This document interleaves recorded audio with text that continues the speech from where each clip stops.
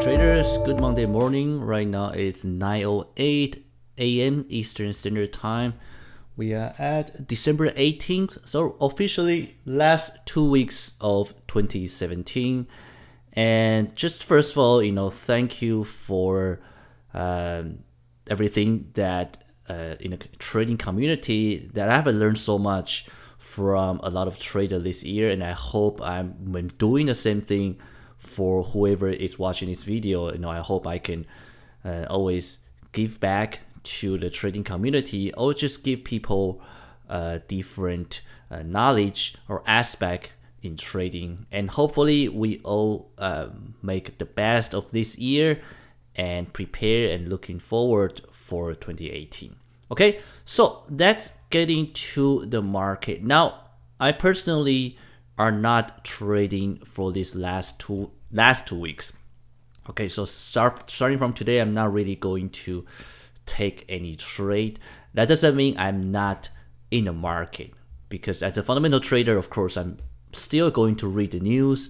I'm still gonna just do my stuff. And the reason is because I like to keep my routine. I like to keep my habit. I do this even when I'm traveling. I always like to have the habit of whatever I'm doing. That's why I always bring my jump ropes. When I travel, I always bring my news feed, things like that, because it's more important for me to keep the routine and habit. Now, if you're interested in this topic, I definitely recommend you to read the books, Power of Habit, or to go to the website of James Clear. I think that's the name. Sorry if I got it right. I think it's James Clear. Let's see if I get it right. Yeah, James Clear. It's a very good. A lot of good knowledge about how to create habits and how to shape up the habits. So basically, that's why I even though I'm not trading in these following 2 weeks, I'm still doing the exactly same thing. Still gonna do financial and market analysis and all that. Okay, but since I'm not trading, I think it's a great chance to actually do some trading lessons. I think I did get a few questions about trading, outside trading, outside the market. So I think a great chance I can actually in the next following weeks to actually do videos about it. Okay, so just a quick recap about the fundamental aspect of the market. Obviously, this is this is a week leading to the Christmas.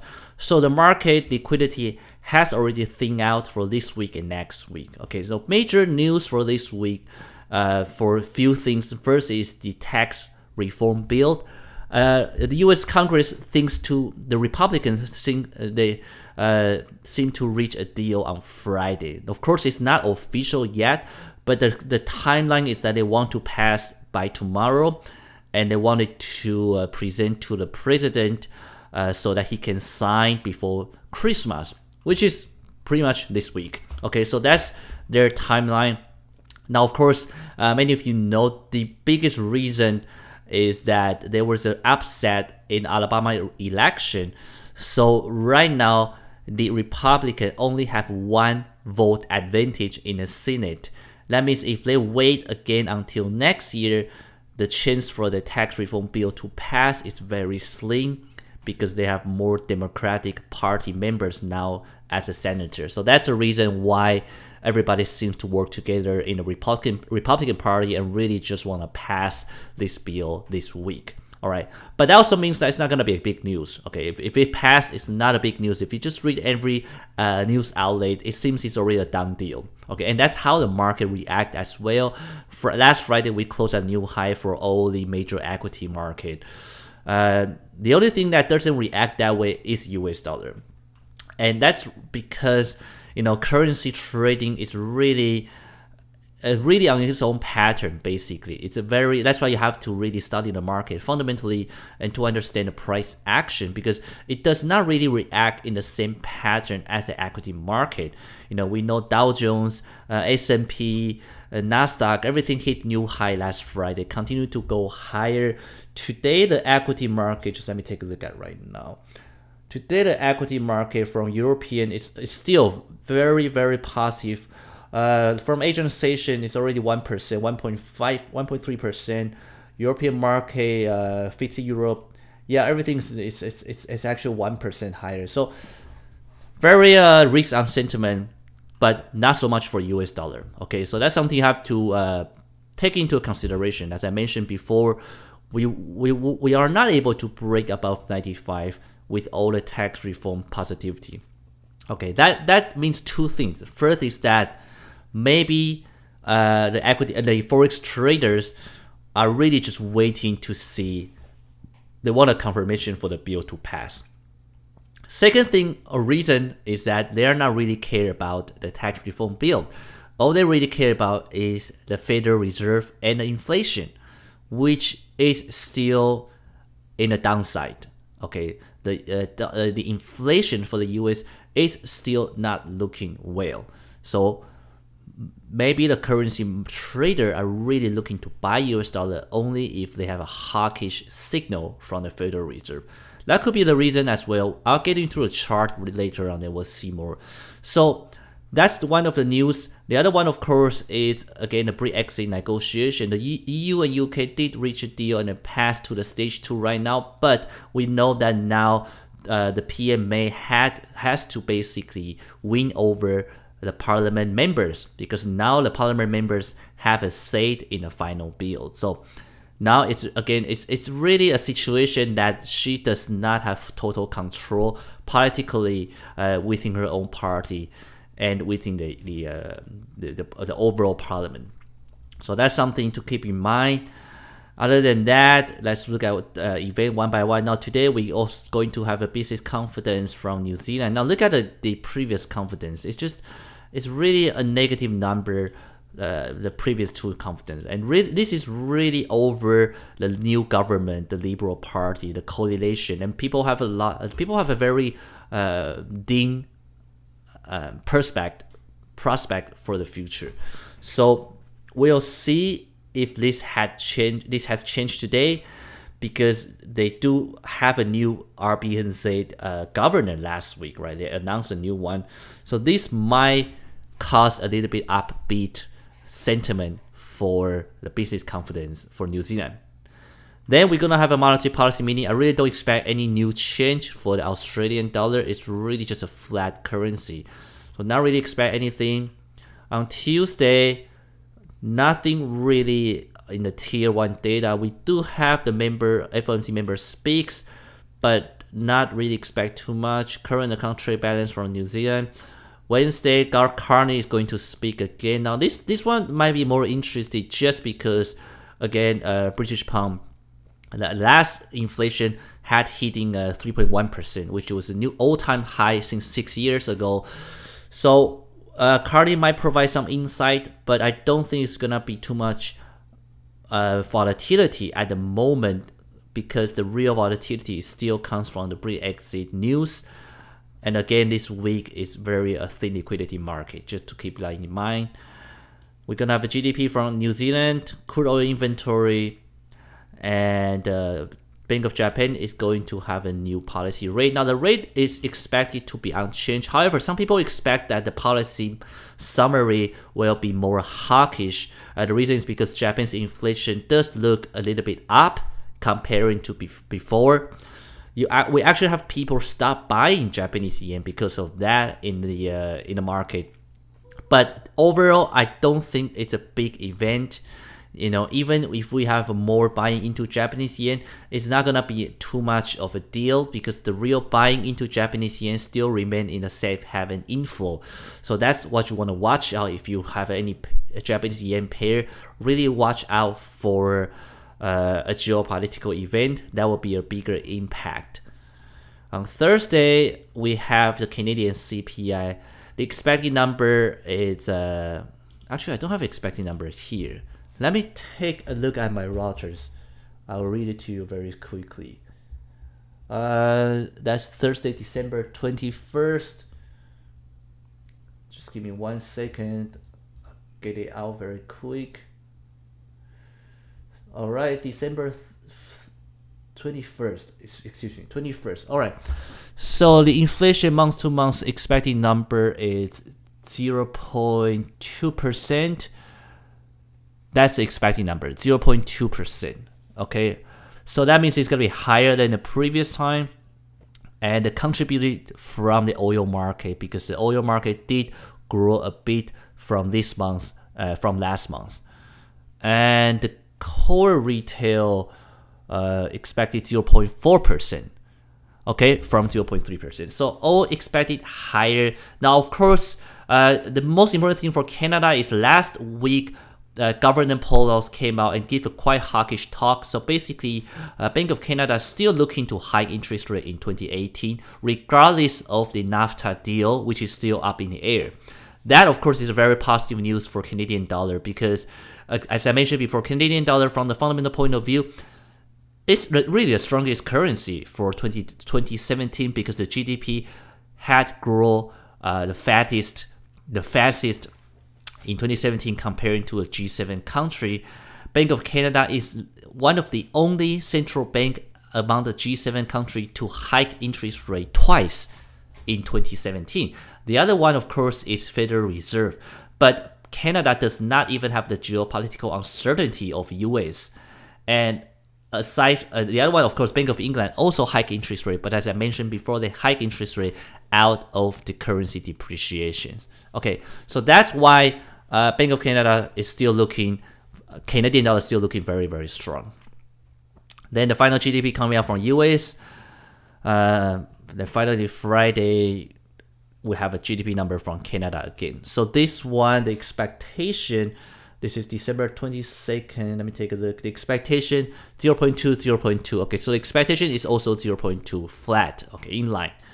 All right, so that's the major news. Now, all these are important, okay? Don't get me wrong. This is a very important fundamental news. For example, the CPI data from Canada and GDP. But just because the timing right now, leading to Christmas, really probably not the best time to trade, especially for swing trade up. So that's what I'm doing. I'm not really looking to trade the market. Not even for a scalping. Okay, I just think that these 2 weeks will. Price action might act a little bit irregularly, so it's really best to stay out of the market. Okay, all right. So I got a question from, especially I have an Instagram. I got a question from Gilbert. Send me a direct message, and so I'm going to answer his question right now. So basically, he asked me how to transition from a demo account to real money. Right? What's the best way to do it? Like, how much money should you put in? Okay, now first thing first, by asking me this question, I already knew that this is a person with a lot of discipline. Okay, because normally if people want to put real money, they'll do it right away. Okay, they wouldn't even ask what's the proper way to do it, right? It's like if you go to casino, you always have people to just start betting without knowing how to play the cards. But on the other hand, you have people who are more conservative and disciplined. They probably want to study blackjack first. They want to study the rules to play 21, baccarat, poker. They want to learn the craft before they put on real money. Okay, so that's just a very interesting observation, and I think that it comes down to a very big reason. The reason for a transition, or a lot of people, the biggest reason that a lot of people make money with demo account, but they fail in real trading, is psychology. Okay, or let's put in a more broad sense.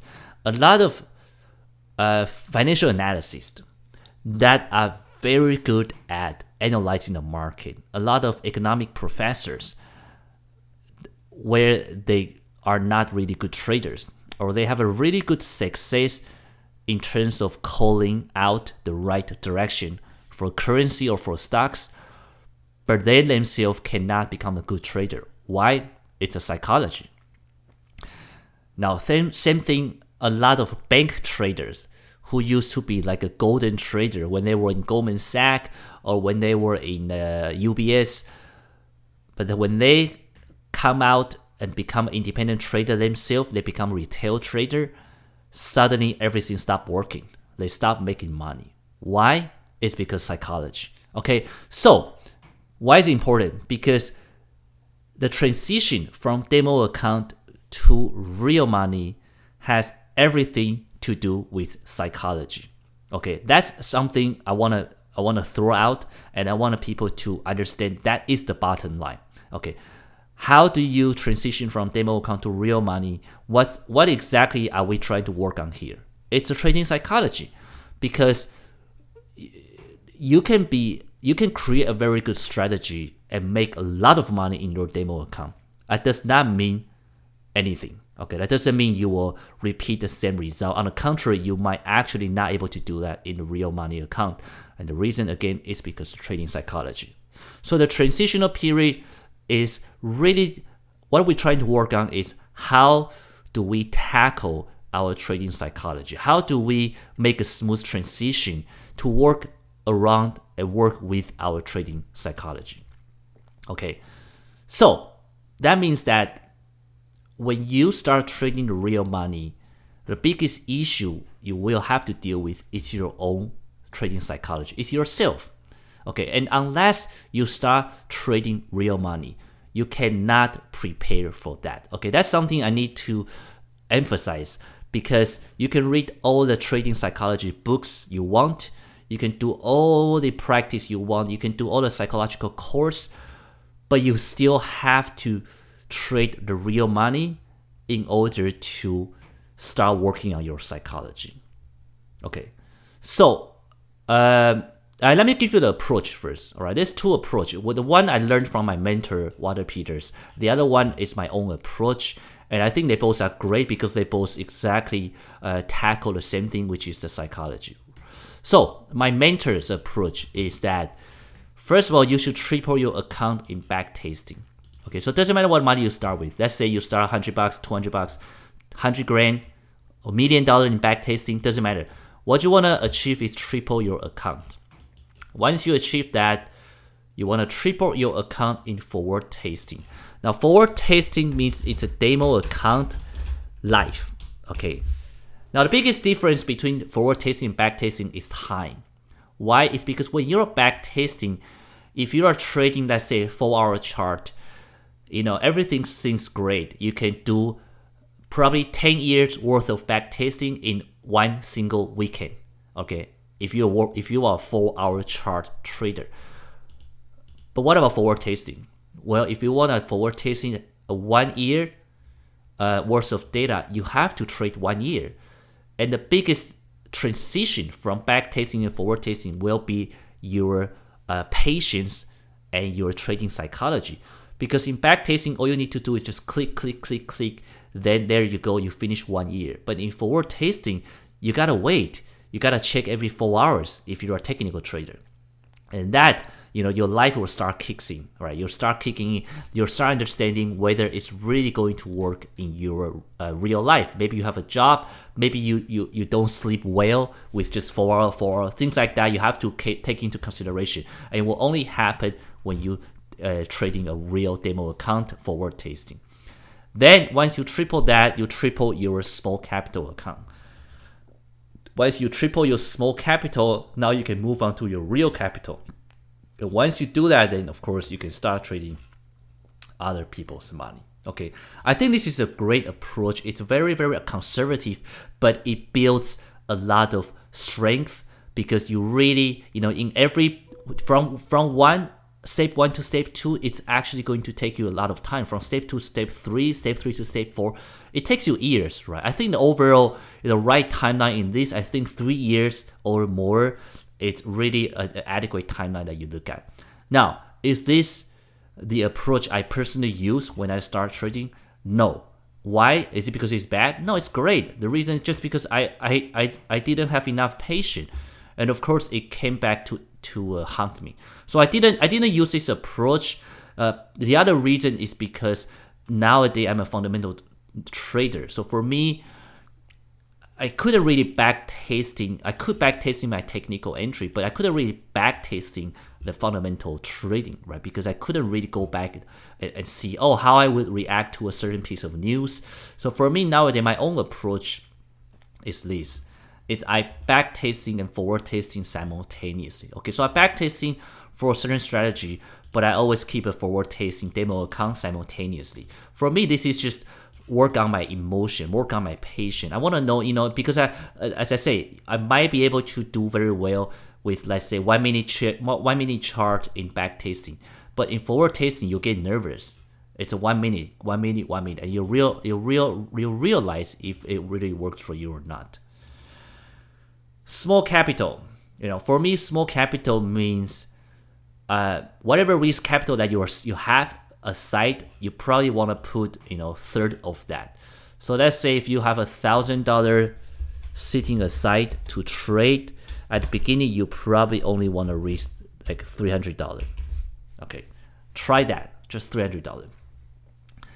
Then you increase or decrease that depend on your lifestyle. Now this is what do I mean by that is I don't know what's your finance, right? I don't know what's your financial situation. So why is it important for me is because I think your risk capital, again, the real reason we trade real money is everything to do with our psychology, and your psychology has everything to do with your real life. Okay, there's no such thing as it's trading psychology, and I have another psychology called general psychology. No, the psychology is all psychology.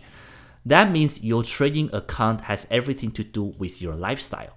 Okay, and that's why a lot of traders doing very well with, let's say, $10,000 or $50,000 account, but when they move to 100 grand or a million, they start getting very, very stressful.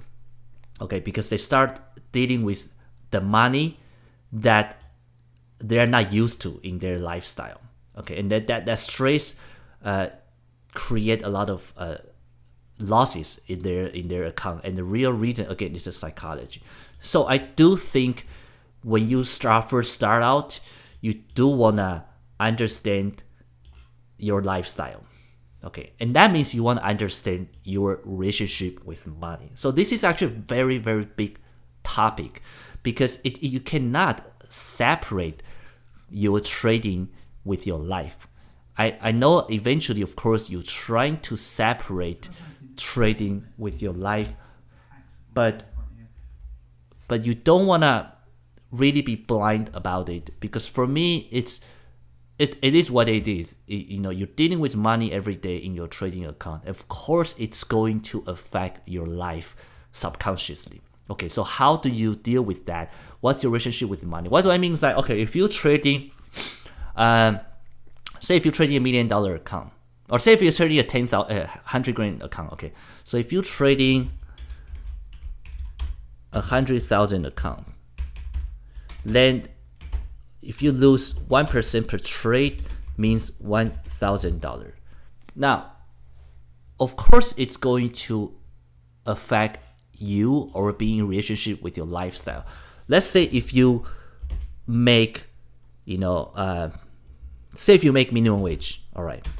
Now people might say, if you make minimum wage, how can I have 100 grand? Just say, somebody give you that money. Okay, so if you make minimum wage in Canada, let's say you make $14. If you make minimum wage, you work 8 hours a day, you make approximately about $100, $112. All right. So when you lose 100,000 in one trade, one day, that's like your 10 days of work, okay, in 8 hours. So of course it's going to affect you. All right. So I'm not saying that how you should maybe change your lifestyle, things like that. That's not what I mean. What I mean is be aware that your capital will create a lot of emotional feelings, and the reason is because that will affect your life.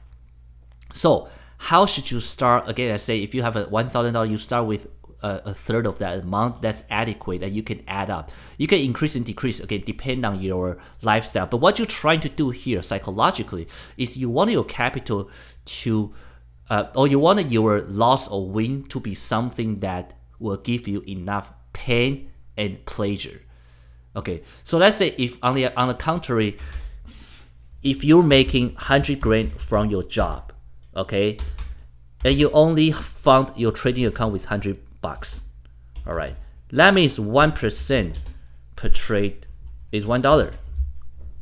It's $1.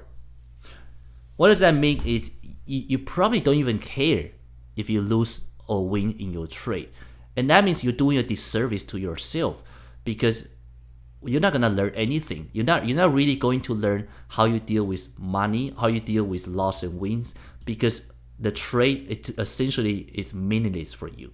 So you do want to know, you do want to put a capital in your account that's going to create enough pain and pleasure for win and loss. Okay, so you want to put enough capital in your account that will create pain and pleasure when you lose, when you win or lose. Okay, now some people might find it's contradicted, right? It's weird. Like, why do we want to feel so emotional? Isn't that the end goal is to feel logic and not emotional with our trading? That's correct. But in order to feel not emotional, is you have to learn how to control and deal with that emotion. So not feel emotion doesn't mean just, oh, I try to, put a very small capital so that I wouldn't feel pain. No, that means that you're trying to avoid the challenge, psychological challenge, right? Because if you look at a veteran trader, and they're always very calm, very peaceful, regardless of their trades, it does not mean they don't care. It means that they have taken enough beating in life. They have taken enough pain and pleasure in the trades to a point that now they can control and understand how they are respond, how they are reactive to their loss and wins. Okay, so it's sort of like, a scenario I always like to say, it's like a MMA fighting. All right, why is it's same thing as a MMA fighting? Because you can demo trade. It means you can fight the pad all day long, or you can just have this great shadow boxing all day long. You will never become a good fighter or boxer unless you take beating, unless you're really going to fight, unless you're really sparring with people. Okay, it is what it is. You cannot avoid taking a beating in order to become an MMA fighter, right? You see a scenario that people maybe train martial art for 10 years, 15 years, real art, martial art masters, but they never really spar or fight with other people. And when they get into a real fight, they freak out. Why? Because they never get a punch in the face. And on the contrary, you have people with zero martial art training, but maybe who get into a fight when they grew up. They fight all the time on the street. They're just great street fighter. And guess what? If you put into the octagon to fight, they are going to do pretty well. Why? Because they know and understand what it's like to fight, or most importantly, they know what it's like to get beaten. Okay, so same thing in trading, right? That's why for me, I don't really triple my account and things like that, because I want to experience the beating right away. So for me, I always like to put real money in, even if it's just small money. So for me, money is so emotional in our daily life. That's how we've been brought up, right? It's really like a curse that nobody can really escape unless you're born in a very wealthy family that really taught you what is money. Otherwise, money always become very emotional if you grew up in a regular family household. And that's why we have all these issues when dealing with money, which create a lot of trading psychological problem. So for me, it's to always feel exactly what it's like to win or to lose money. Okay, that means I want to feel the pain and pleasure. I want to get a beating. So that's why that's actually the only reason. Understand, your real money account at the beginning, when you go from demo account to real money account, the only reason is to serve you the purpose that how does it feel psychologically to lose money and to win money. Once you understand that, then you can work on your trading psychology, because as I mentioned, you cannot really prepare yourself trading psychology. You cannot say, okay, I'm gonna work on my fear, when you don't even know what fear is. Okay, so same thing, you have to go through that process. There is really no way around it. You have to lose money, then you understand what kind of issue you have. Then you can work on it. Then you can read other books, you can take the trading psychology course, then those things will be very beneficial for you. But you gotta do it first. It's like, again, like fighting. You have to go to the ring, fight other fighter, and you get beat up. Then you can come to your coach and say, hey, I got beat up with other people's right hook. I seem to have a problem to duck. Then they can work on that. Okay, but you cannot prepare that. You cannot say, oh, I'm gonna shadow boxing my way to fight a real fighter.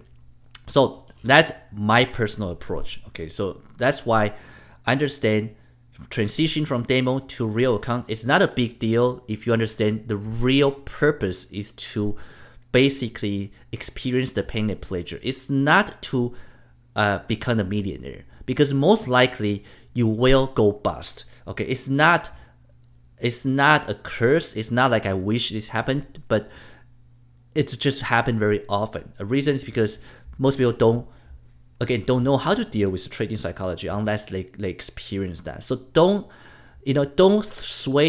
put too much of a deal on your first real money account. And that's why you don't want to put too much money in at the beginning, right? You really would just want to, the money you put in the live account only serve a purpose, that is to make you be aware of your trading psychology. Those are not the money that gonna make you rich. Okay, that money is not the money that's going to make you rich or financial freedom. Okay, that's why I would suggest you put just a third of that risk capital in. Then you slowly increase, of course, if you make money. You maybe decrease if you lose money. Then again, how much money, how much capital are we talking about here? It's depend on your lifestyle.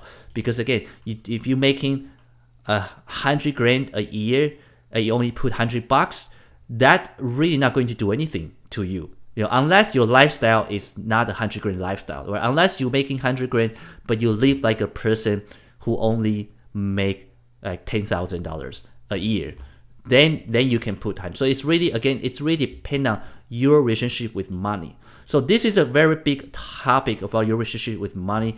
I couldn't really go in, but I can tell you that myself, I constantly take courses about money, about my relationship with money. Okay, this is nothing to do with trading.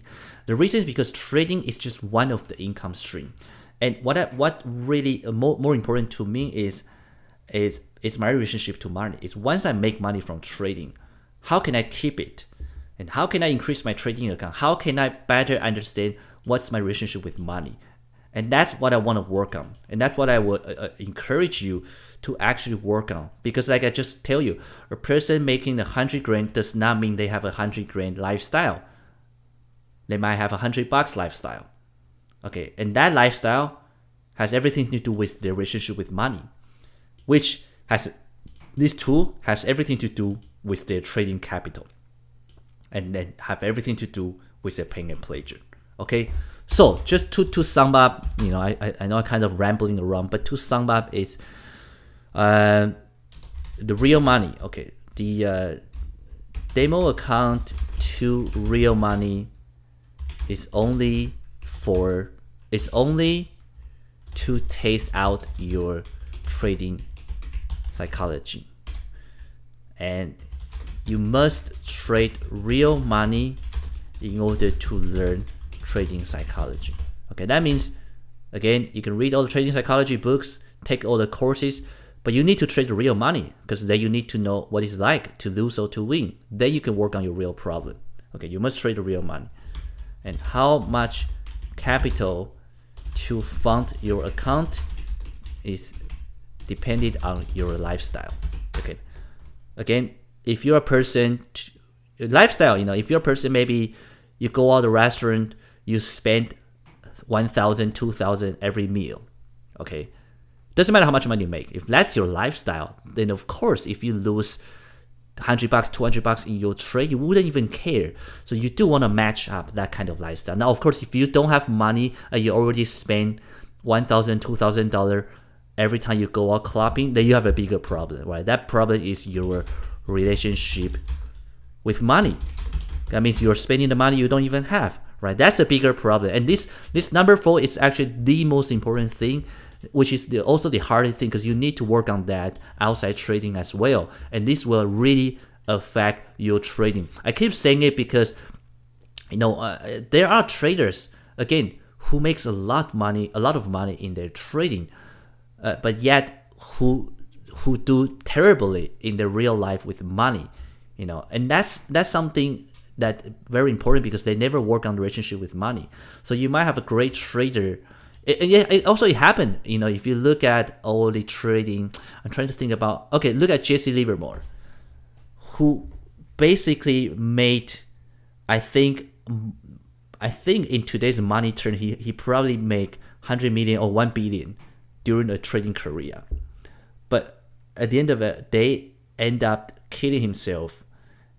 And that's definitely not because he's not a good trader, right? He's really considered one of the best traders. And it's not because he couldn't deal with the losses. No, the way he trade is always very, very big, right? Very big on his trade. So he definitely understand how to dealing with the trading loss.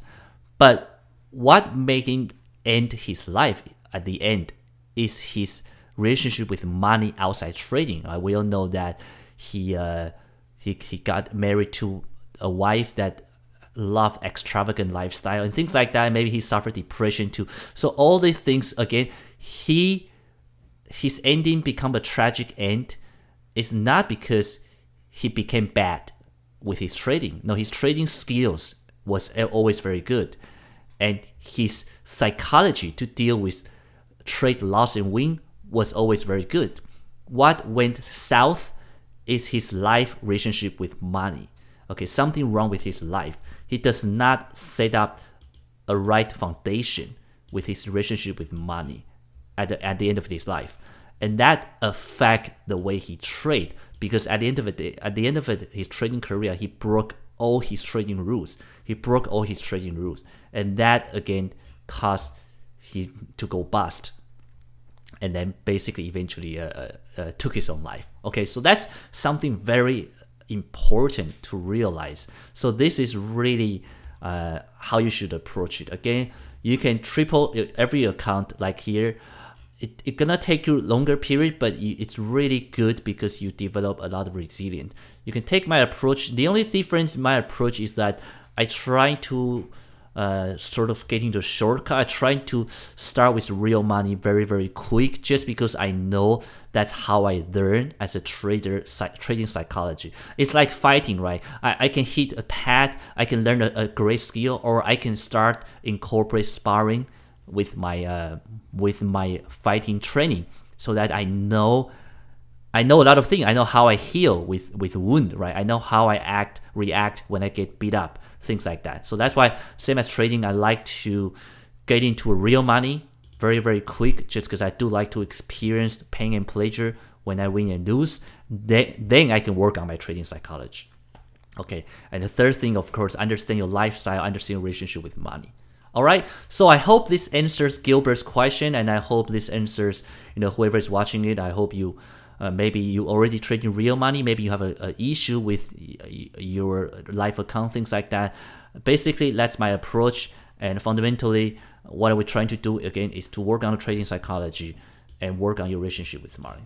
All right. Now, if you have any question, feel free to let me know. You can, reach me in every social media outlet that you like, Instagram, YouTube, or you just email me. And I'll be back tomorrow and this week with another trading lesson. All right. Thanks for watching, guys. Have a great trading week. Bye.